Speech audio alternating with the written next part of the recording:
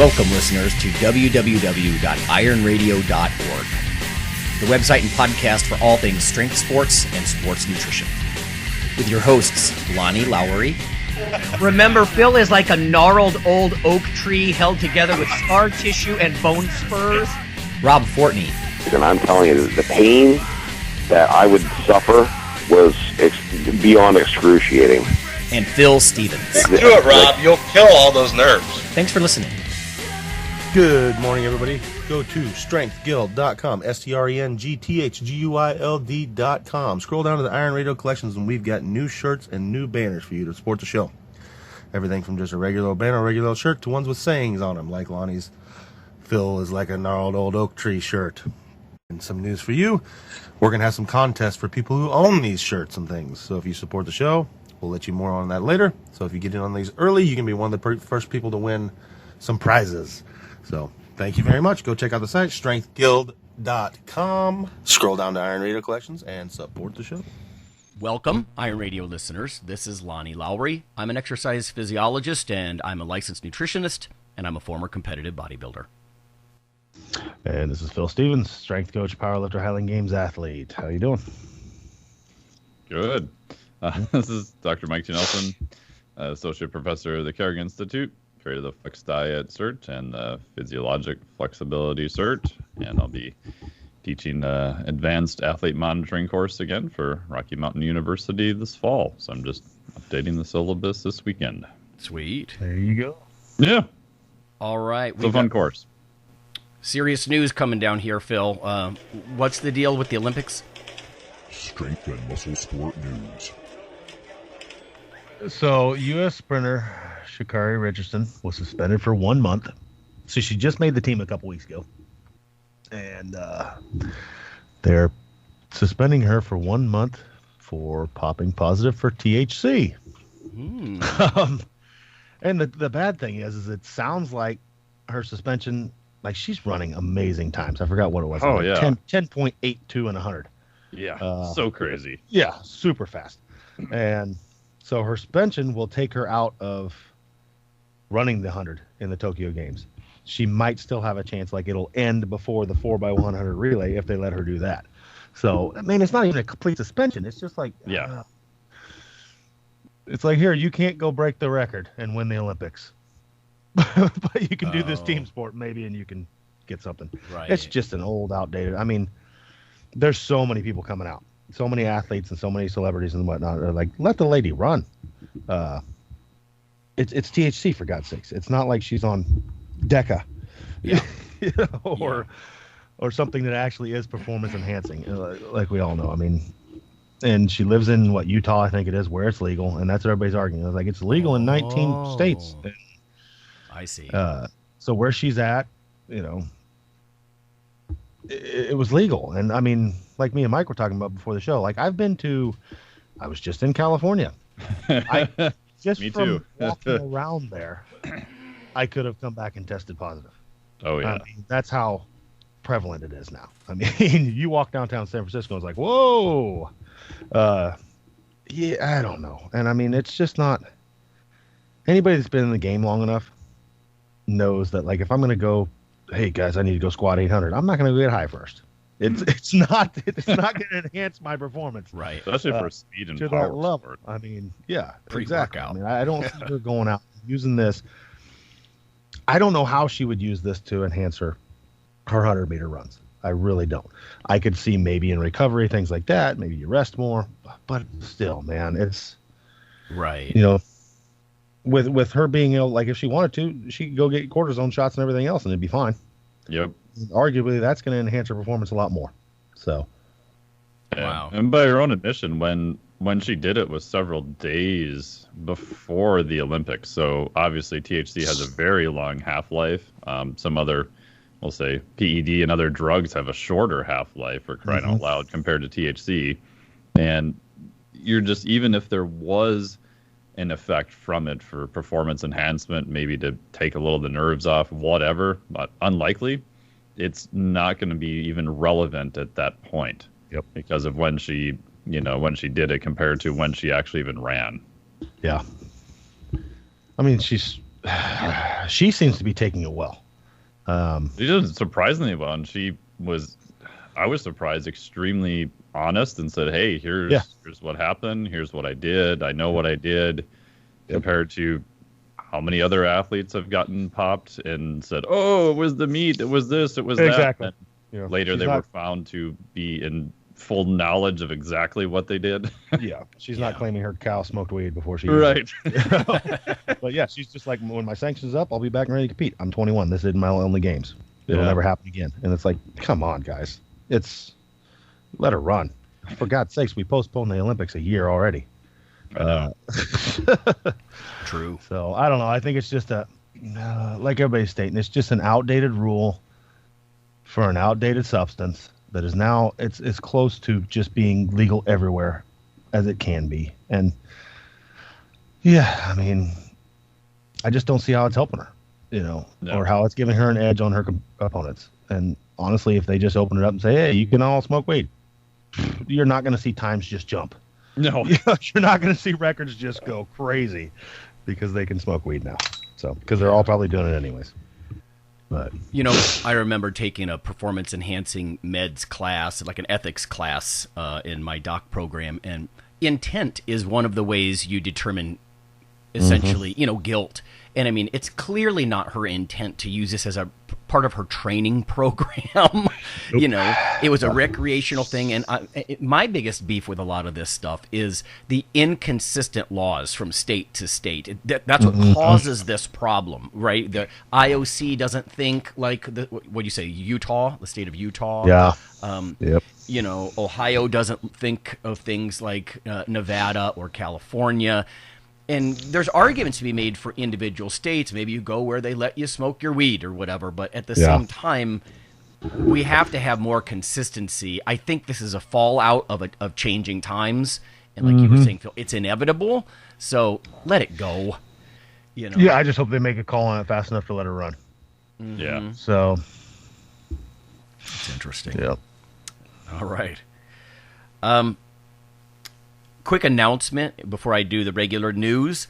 Next week, I'm actually going to put up something probably late Wednesday, so you're going to get an early episode, everybody, next week. Dr. Nelson will be interviewing a bodybuilder scientist on that Saturday, but that's going to go up the following week. In other words, don't say, "Oh, they skipped an episode." No, I'm going to put up something early for next week, so we have something instead of Saturday's show. So look for the next episode, not today's.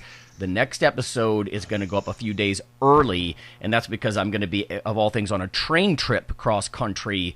And it's impossible the way our web server works now to upload from the road. So we don't miss that week. You'll just get something a few days early. So, okay. Having said that, this is going to be some fun commentary from you guys. This is from the Journal of Strength Conditioning Research, July. I mean, this is as new as it gets. Is what you see, what you get. Perceptions of personal trainers' competence, knowledge, and preferred sex of personal trainer relative to their physique. So, in other words, are you impressed by a jacked personal trainer more? Essentially. Says the role of a personal trainer's physique plays in how potential clients perceive that personal trainer. It's an understudied but potentially powerful area of inquiry. They took 191 subjects. That's really quite a lot. They presented them with pictures of male and female volunteers that they labeled as personal trainers. The pictures emphasized physique and consisted of varying body types. So ectomorph, right, thin and angular, mesomorph, more heavily built, thick neck, muscular, and endomorph. They also kind of separately looked at just muscularity. The subjects examined pictures, and then they answered surveys to rate the trainer's competence, knowledge, and preferred sex. What did they find? Well, both mesomorph and ectomorphic body types were rated as more competent than endomorph body types. So, again, not preferring the more rounded, higher body fat types. It says muscular personal trainers were perceived to be significantly more knowledgeable and competent than their non-muscular peers. And then lastly, this is interesting, not that surprising, but interesting. Female personal trainers were perceived as more competent and knowledgeable than men. What are your thoughts, Phil? We've talked about this before. Like, a lot of people fall under sort of that, alpha male, like, dominance hierarchy. He's jacked, I'm going to listen. And then other people would say, no, he's just on juice. And the difference, and the truth is probably in the middle. Yeah. What would be your advice or whatever? I mean, the thing is that at a certain point, even if you don't want it to be, it is true that, like, it helps that people walk in my facility and I'm fucking strong and big. It just does. And that's fact. And I can't change that. Mm-hmm. It's just how the general public's also stupid. So, so they just go, they are. I mean, so ignorant of it. Yeah. They come in. You're talking somebody coming into this field. Your average client comes in the fitness field with no real knowledge of it. Yeah. So what do they use as their first cue? Their eyes. Oh, he's jacked. He probably knows something. Is it true? No. I mean, I know plenty of people that are, hell, they can't even hardly walk now. And they're very knowledgeable and, from their past athletics and things like that. Or people that just, like with football, I mean, they say the best coaches were the guys that never made the team. Yeah. Or they were always a backup. It's because they had to struggle. Right. They struggled the most and they had to learn the game the most to make it where they did. Like, they made college ball because they just studied it. And they were a student of the game so much, and that's how they never made it to NFL level or not, and then they ended up becoming coaches. But again, the sad fact is it does help, and it comes down to I was dealing with my tax lady at one point, and we were thinking about literally like writing off food and things like that because I need to stay big as part of my job because it does help. When people walk in on Saturdays, it helps. Like, my clients like seeing me come in and squat 700 pounds, and it does mean something to them from a coach's aspect. It just does. And the good thing is I enjoy it too. So I'm not just doing it for their benefit. Oh, right. Yeah. Benefiting clients. But I mean, it just does. I mean, other than that, it's just then from there, when the real rubber hits the road, it's word of mouth and seeing who you helped, which actually means something. Like, if I'm going to look for a coach, I'm going to look down the line. Okay, who have they helped before? Oh, there's 600 people they've helped. Right. Compared to, he helped some girl in high school do this, and it's his first client, and blah, blah, blah. So. And they're also strong or jacked. Yes, exactly. Yeah. So. Mike, what do you think about physique and perceived knowledge? Yeah, I mean, I think it does play a role. I mean, especially like in the context of this study where that's the only thing that they are looking at, right? They didn't give them credentials or anything else. So, yeah, I think that kind of makes sense. And I think it'd be interesting too in the study, maybe they kind of sort of hinted at it, if the goal of what the person achieved matches that person's goal, right? Mm-hmm. So if the person's coming in and their main goal is, fat loss, do they kind of gravitate towards someone that's maybe a little bit leaner? Or if their main goal is to add muscle, do they gravitate towards someone that has more muscle? My guess would be probably yes. So, yeah, I think it does matter. The hard part is that everyone wants to be like, like the all or nothing, it's all black or white. That's the only thing that matters, which, as we discussed, isn't true. Because I'm sure we could all find, I mean, I can think right now of several examples of people that are, in, I'd say, very good shape, have a lot of muscle, and I wouldn't want anyone to do their training program. It's a disaster. Right. Oh, yeah. And a couple of the people don't even really have to put in much work, and that's just kind of the way they are. So I think it's, in the real world, you're looking at what Phil said, how many people have you been successful with, what is their background? And I love the professional sports analogy, like all of the sort of people I would regard as sort of top coaches. I can't think of one who was really an athletic superstar. Mm-hmm. They're all people who had to, learn a lot more and, go more in depth. And, as we all know, just because someone is good at whatever it is, whether it's lifting, sports, etc., doesn't really mean they could teach it or explain it to somebody else either. So they're sometimes separate skills. However you want to still go to someone who's actively doing the things you want to do, or at least semi-related to it. Because I don't think you'd want to go to a trainer who never trains. That doesn't make sense either. Yeah. Oh, for sure. That was part of my initial, I think, motivation is, can I stack this expensive education that I've invested in against some of the bozos I would compete with in open competitions who, they were big and bloated, but they were just on drugs. There are the kinds of people that are like that. But then I think there's nuances, like to Phil's point, the general public is ignorant of a lot of these things. You can be huge and jacked and use, testosterone esters and be incredibly knowledgeable. It doesn't mean that it's one or the other as your cue. You have to talk to the person and, like you guys are saying, look at their client base, and that kind of thing. So. Yep. I like they actually did a study on it, though. That's really cool. It is, isn't it? Oh, yeah. Phil, especially in your gym, I know it's like 70% women. What about the sex issue, the gender thing? Is it true? Do you think that lifters will consider a female more competent and knowledgeable? What's your take on that? Now, that's a tough one to swallow because, I know a lot of women in this field, and they've had to fight worse than men. Yeah. So I would say it's the opposite. Interesting. Compared to that study surprises me. No, very knowledgeable women in this field have to work harder. Look at the strength coaches at the college level. How many women are there? Yep. Right. Yeah. That goes right against their study. So, I'm not buying that part. Well, now they did mix this with body type as well. So we are talking about jacked women, essentially, or really, ripped women. Plus, I look at it like the limitation. They're looking at probably pictures on a computer screen, and that might not be the same thing as fighting in the real world, sort of thing. Yeah.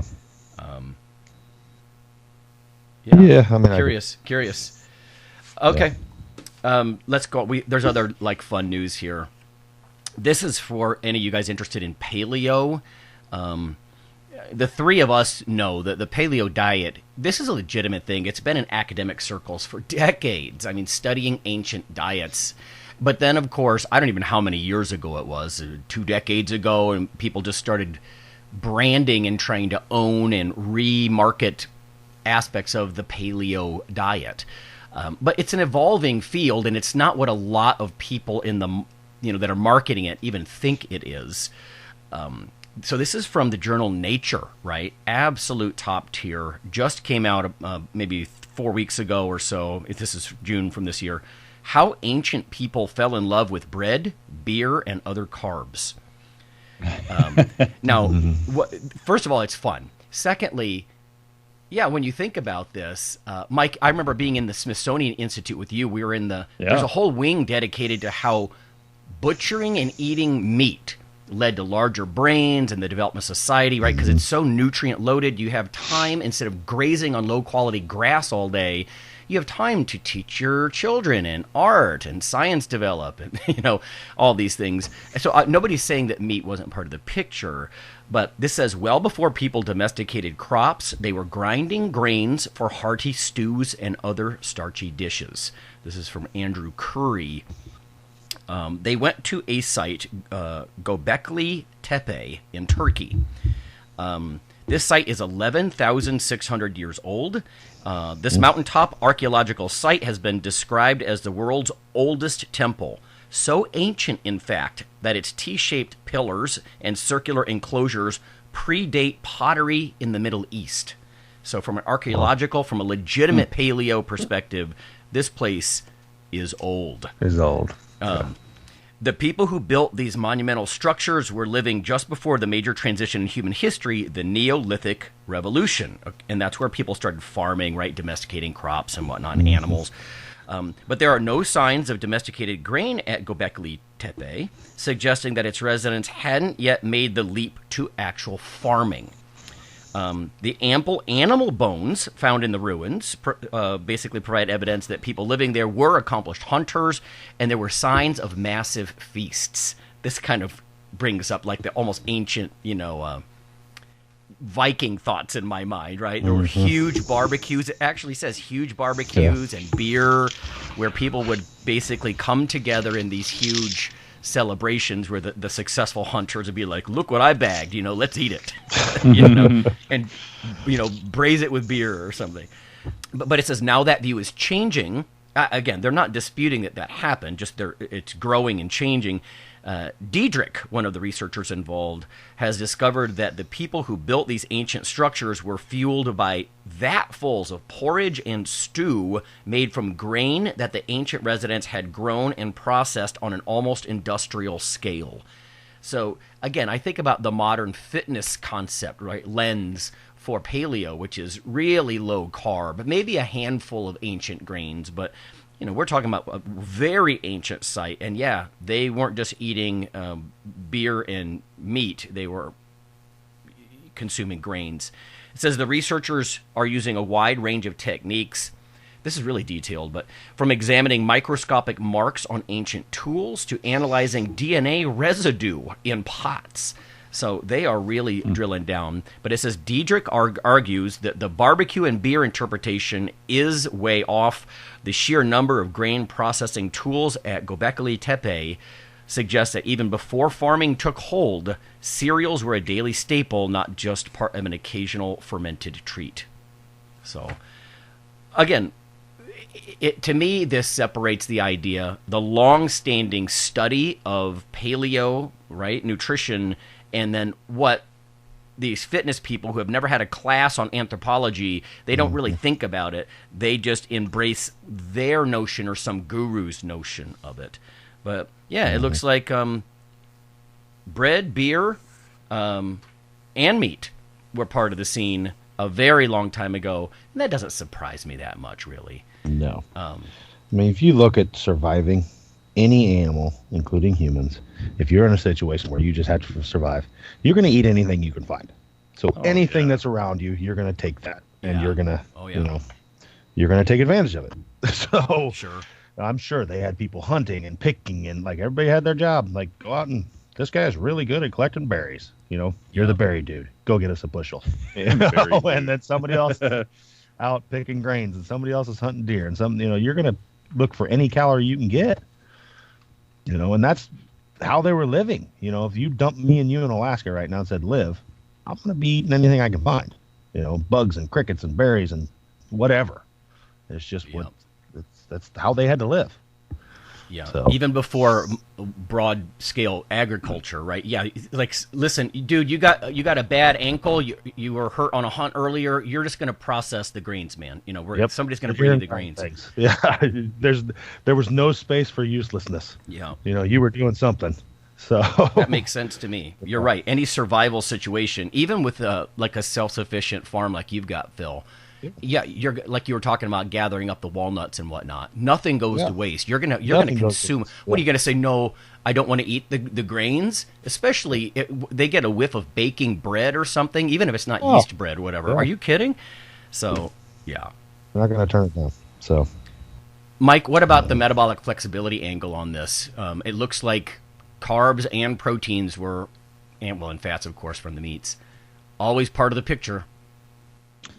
Yeah, I mean, that's been kind of my argument for metabolic flexibility since day one. It's a survival advantage, right? Your whole organism, your physiology is designed around survival, right? So I often joke that if you're out hunting woolly mammoth and you don't find a woolly mammoth for a few days, then you better be pretty good at fasting.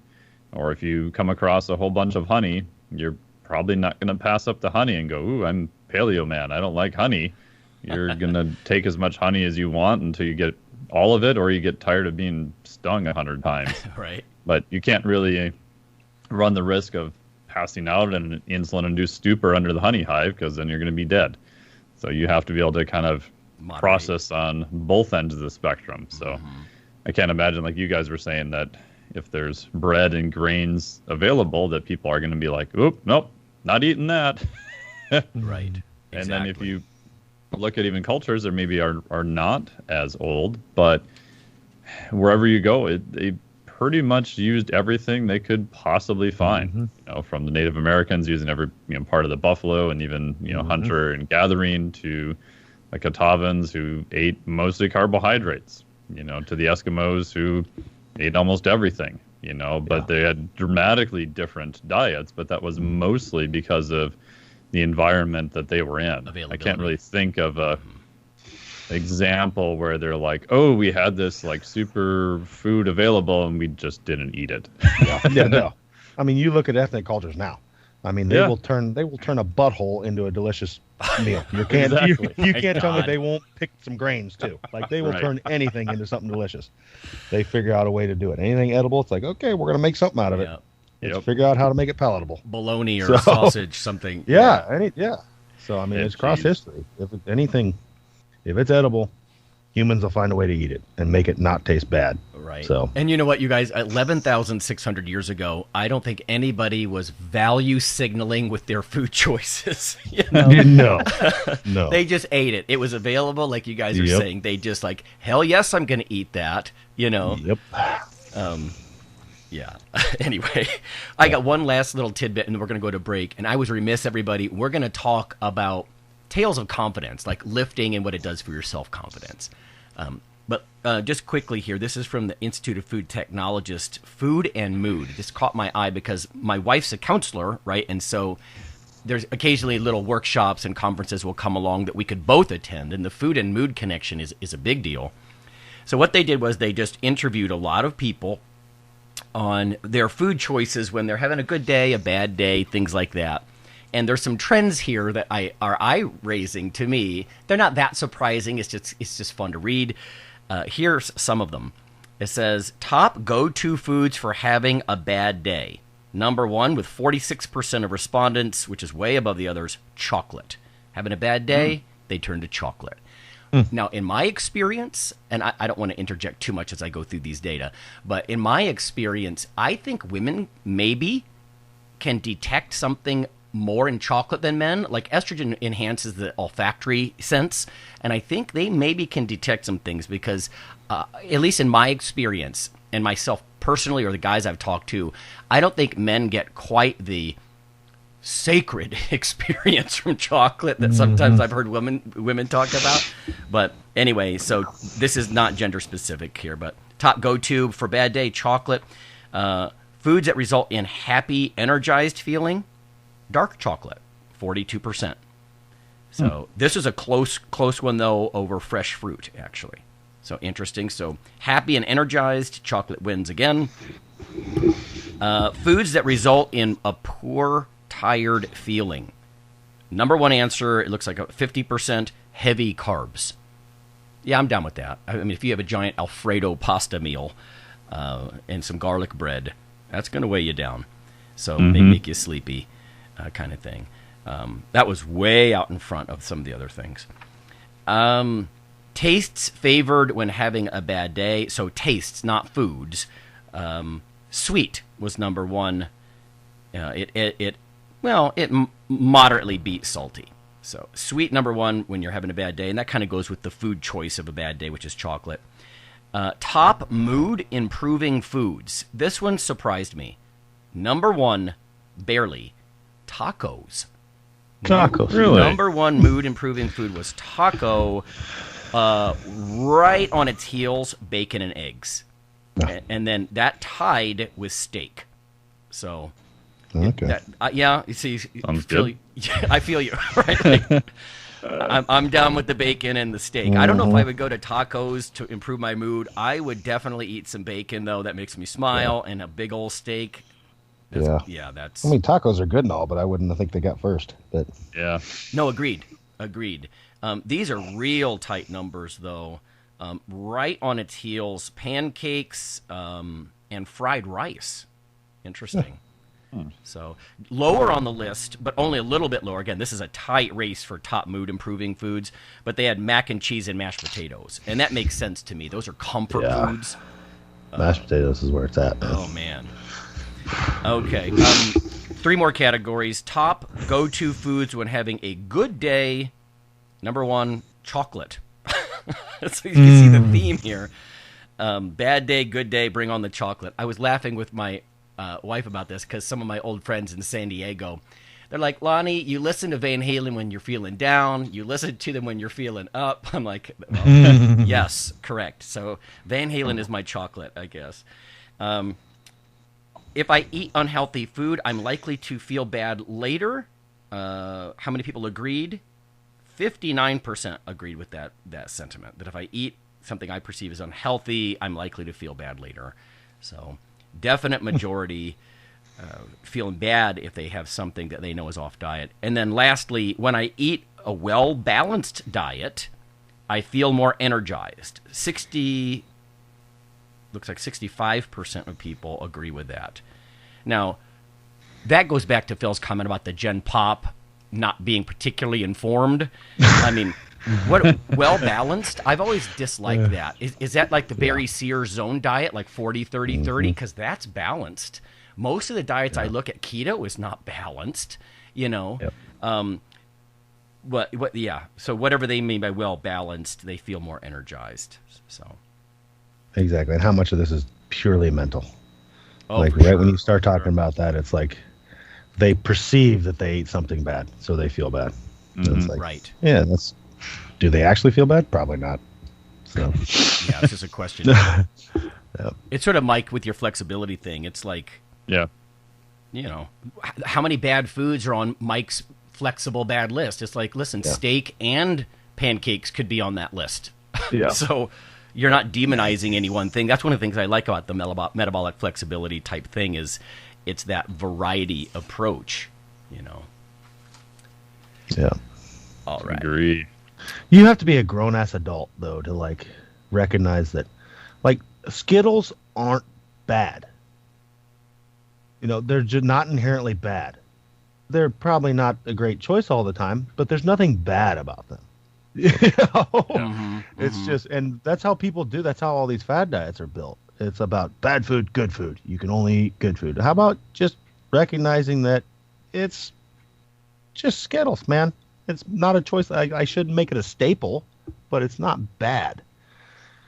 You know, people love naming something. I can't have that because it's bad. Well, it's not really bad. Maybe it will help me. Like, I'll go in and eat some Skittles a day because I got to frickin' squat 500 for reps and then deadlift heavy after, and maybe it'll help me a little bit. Exactly. Is it for my health? No. But it has a place. Like Pop-Tarts. You Yeah, know? Tom Platz and his Pop-Tarts. Exactly. On I mean, squat nothing's day. bad, inherently bad for everybody. Except for, I mean, like I've said for years, I mean, maybe I would probably put trans fats in there and, I don't know, maybe one other thing. Like, we could probably just do without them forever. You know, there's no real benefit. Yeah. You know, because you can replace it easily with like olive oil or butter or something like it's just better. But, you know, I just hate it when people name something to where it's carbs are bad always. No, they're really not. Yeah. You know? It's like we were saying about value signaling. You know, people love to do that now. In fact, in our archives at ironradio.org, Jaya Dixit did a nice piece about how people will use Instagram. They'll food blog.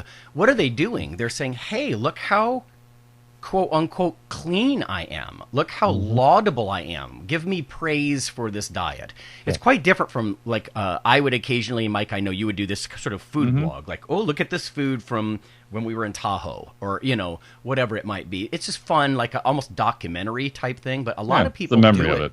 Yeah, they look how awesome I am. Look how clean, quote unquote. Man, that's a heavy loaded term. Clean diet? Oh boy.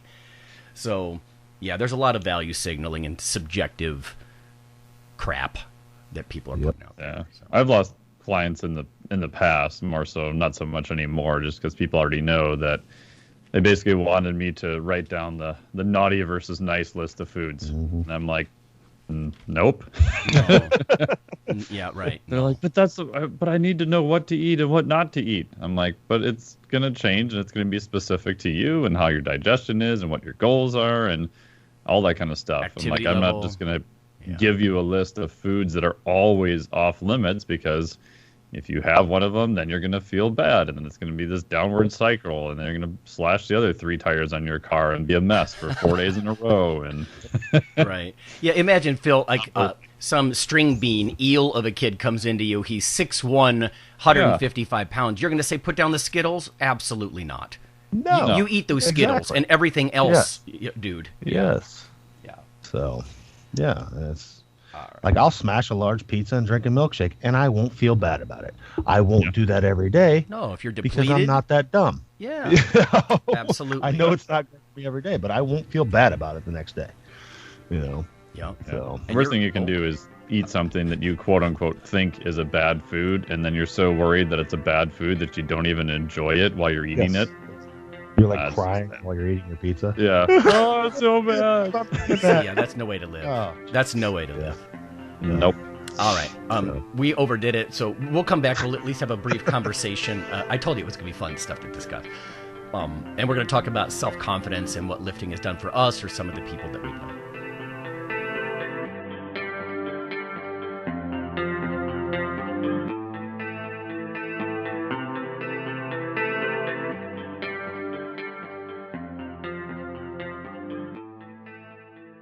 Hello there, ladies and gentlemen. Yeah, you know who this is. So I'm here to tell you about Dr. Mike T. Nelson's new book, Why You Should Eat Keto. I don't do it because, look at me. Come on, I'm fabulous and I'm fantastic. Anyway, you should text the Keto ebook, all in one word, to 44222 to receive your free copy. Do it now! Iron Radio is, of course, primarily a podcast. But over the years, there have been technical glitches calling for backup streaming and listeners who wanted the convenience of other sources of audio content. For this end, Iron Radio is now simulcast and backed up on YouTube. If needed, please search Lawnman07 or Iron Radio from within YouTube. There's not much video, but if you like to listen through YouTube on a Roku or other living room device, there you go. Okay, listeners, after more than a decade of joining us on the podcast airwaves, you can now also become viewers on YouTube. This is not our usual simple backup of the audio show, but rather a growing body of video taste tests covering various foods of interest to nutrition enthusiasts, bodybuilders, and powerlifters. From within YouTube, simply search for Iron Radio Taste Test or Nutrition Radio Taste Test. In about 15 minutes, we cover taste and texture similar to other products, usefulness to the co-hosts, and whether we would recommend the product to certain clients. You may even want to watch our podcast feed or Facebook group for which products are coming down the pike so you can taste test them with us. Join us for this new monthly project.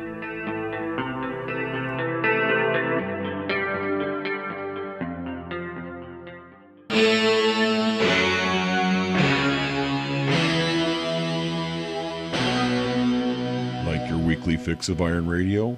In addition to being a popular institute on iTunes, we are also on email. Simply go to www.ironradio.org and sign up for the voluntary email. You'll get a once per week email, no more. That's little more than the show notes and a link to the audio. So go for it.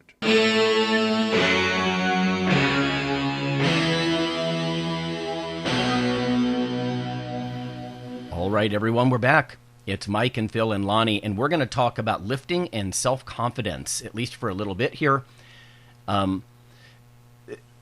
Phil, let's start at the beginning, maybe.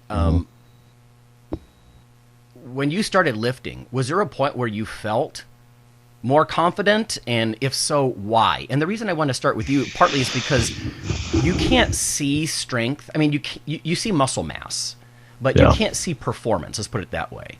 And yet, there's a lot of very confident powerlifters out there. So, what was your early stages, early career? Because you became a lifer, something must have felt good.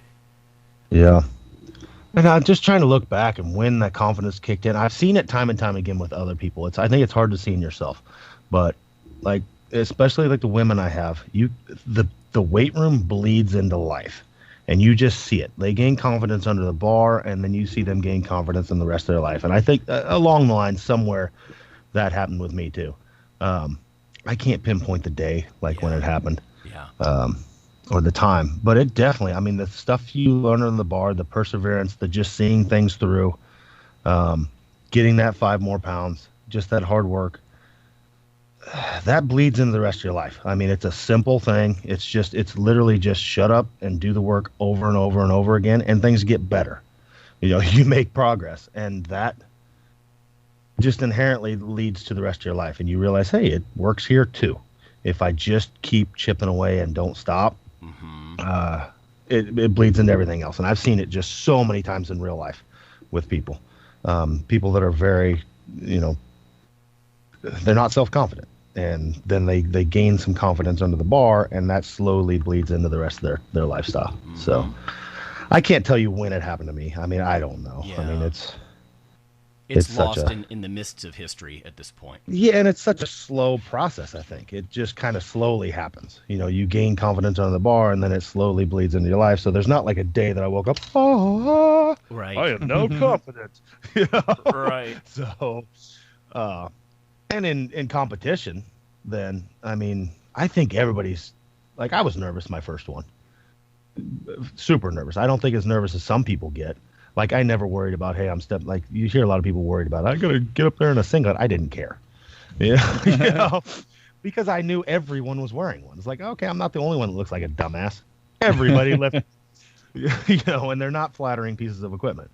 But there are a lot of people that are afraid of those. And, but now, I mean, that's what people tell me. They're like, you're at home at a meet. And literally, I feel my best. I love being on the platform. I would rather lift there than anywhere else. I know I can't do that every weekend, but it's like, I'm not nervous at all. It's like, okay, it's showtime. And I love it. I love being up there in front of people. I love seeing what I can do. I don't care if I miss. I want to make every lift, and I think I'm going to, but if I miss, it's like, oh, well, I don't get hurt over it and things like that. My feelers don't get hurt if I miss a lift. It's like, oh, I screwed up. It's my fault. Anytime I miss a lift, it's nobody's fault but mine. Yeah. Even if it's a technical error. Well, Phil, in a way, like I joke about the old oak tree, or like a failed lift would be like a chip out of your iceberg, but you have an iceberg of success at this point. Yeah, like I've only missed a handful of lifts in a meet. I mean, it's just it's not going to shatter it. That way. So, and it's just come to that realization that and I think you learn that in the weight room. Like anything, if I mess up, it's nobody's fault but mine. Because it is a solitary sport. It's you against gravity. It'll always win. If I choose right, I'll win. If I choose wrong, I lost. My fault. I put too much on the bar for that day. It's not the judge's fault. It's not the equipment's fault. Whatever. I mean, it just happens. Right. So. No, I agree. And you learn. I think you just learn to take things on your shoulders. Like it's nobody in the weight room. It's like. It's just you against them, or against it, and let's see how it goes. And, the maturing lesson for me, because bodybuilding is so comparative, but the maturing lesson for me is a lot like I've heard powerlifters talk about. In fact, I think it's you and a bunch of the powerlifters listening to you guys, is you're against your past performance. You're against yourself. Yeah. Because if I'm on stage and some guy walks up and he's just jacked to the gills on growth hormone and IGF-1 and all that, I'm like, damn, you look great, man.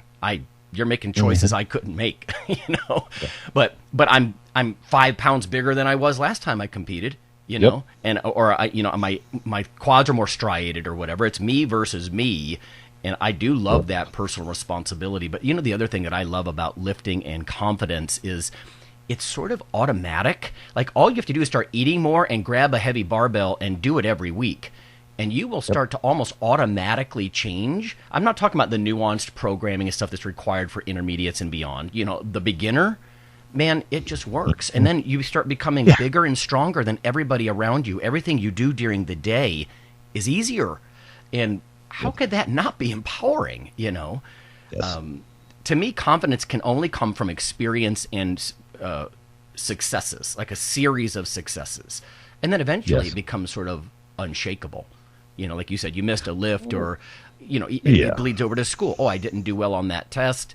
That strategy didn't work. What's a new strategy? And you don't crumble because of it. Yes. Anyway. Well, I think we're lucky in strength.